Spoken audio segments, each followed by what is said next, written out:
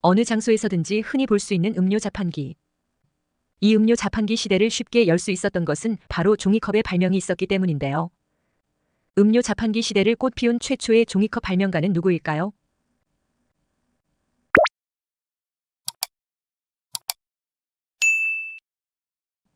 (1907년) 하버드 대학교에 갓 입학한 휴 무어는 발명과는 거리가 먼 평범한 학생이었습니다. 휴 무어보다 한 살 위의 형인 로렌스 루엘레는 생수 자판기를 통해 이미 성공한 발명가였는데요. 생수 자판기는 출시되자마자 인기가 많았는데 큰 문제점이 하나 있었습니다. 당시 생수 자판기에서 사용되는 컵이 도자기 컵이었기 때문에 물을 받는 과정에서 자꾸 컵이 깨지는 등의 문제로 생수 자판기의 판매에 영향을 주었습니다.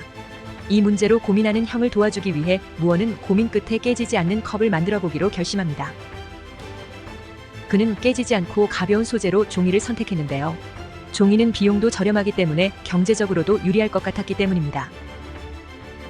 하지만 단점은 물에 젖으면 찢어지는 것이었는데 그 단점을 보완하기 위해서 온갖 종류의 종이를 사다가 물에 담가보는 실험을 진행하던 무어는 어느 날 종이를 파라핀 왁스로 코팅을 하면 물에 젖지 않는 현상을 발견해냅니다.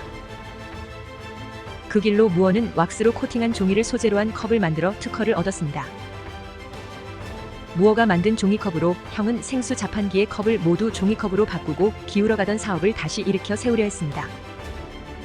하지만 이미 생수 자판기의 인기가 뚝 떨어져서 회사 운영은 여전히 어려웠습니다. 이때 그레엄이라는 투자자가 종이컵에 흥미를 보이며 무어를 찾아와 $20만 투자할 테니 종이컵 전문 생산 회사를 만들어보자고 제안하면서 종이컵 회사를 설립하게 됩니다.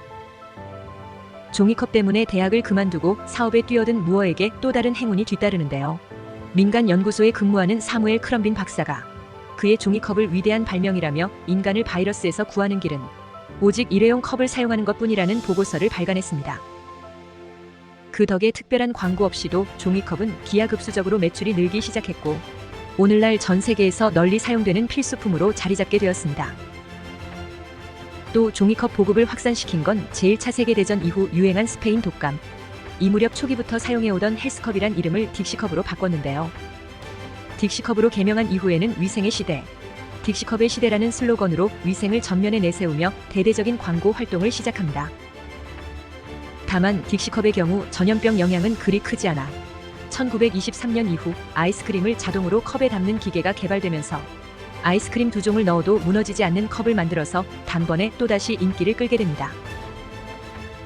이렇듯 무어는 어려움에 처한 형을 돕기 위해 나섰다가 전혀 생각하지 못했던 특허와 돈방석에 앉게 되고 최초의 종이컵 발명가라는 명예를 거머쥐게 되었습니다.